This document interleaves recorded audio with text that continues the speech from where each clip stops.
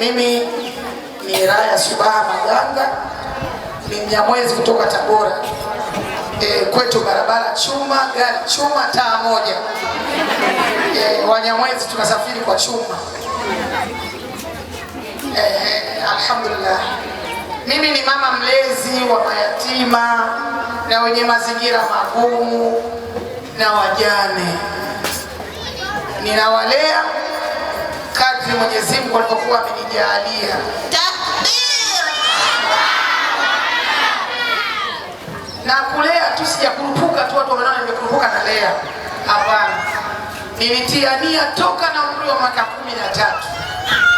Nikikuwa nitafanya hii kazi.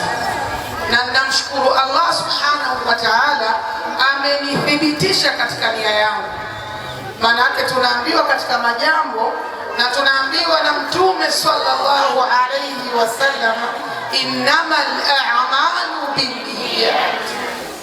Kwa hivyo nia yangu mimi nilivyoitia na Mwenyezi Mungu Subhanahu wa Ta'ala ameithibitisha. Na mpaka sasa ninaishi ndoto zangu. Na ninamuomba Allah Subhanahu wa Ta'ala anichukue katika ulimwengu huu nikiwa kwenye kazi yangu hii. Naomba dua zenu. Sitamani kazi nyingine yoyote kufanya zaidi ya kazi ya kumtangaza Allah Subhanahu wa Ta'ala. Ni kazi yenye malipo katika dunia na akhera.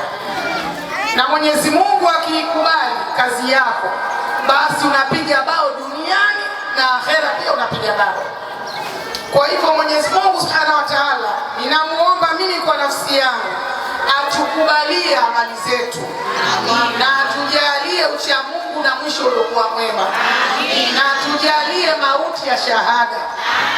Kwa sababu unaweza, manake sifa ya Mwenyezi Mungu haangalii mwanzo. Sifa ya Mungu anaangalia mwisho. Utakachofia nacho ndio hicho. Sasa tumuombe sote Allah Subhanahu wa Ta'ala tujalie ucha Mungu na mwisho uliokuwa mwema. Mimi ni mtoto ambaye nimetoka katika serikali.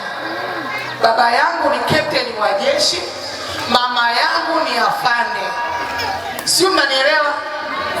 Na pia mama yangu ni askari lakini pia ni daktari. Maisha yetu nyumbani kwetu walikuwa ni maisha safi kabisa. Si mnajua watu wa kota? Yani watu wa kota maisha fulani safi kabisa. Wafanyakazi wa kike na wa kiume, si ndio? Lakini Allah Subhanahu wa Ta'ala aliona maisha haya uktiraya haya mfai. Si mnaelewa? Basi Allah alianza na mama yangu. Na siku zote wakina mama ndio walezi. Jamani, kwani si kweli? Kina baba ni watafutaji, lakini kina mama ndio walezi.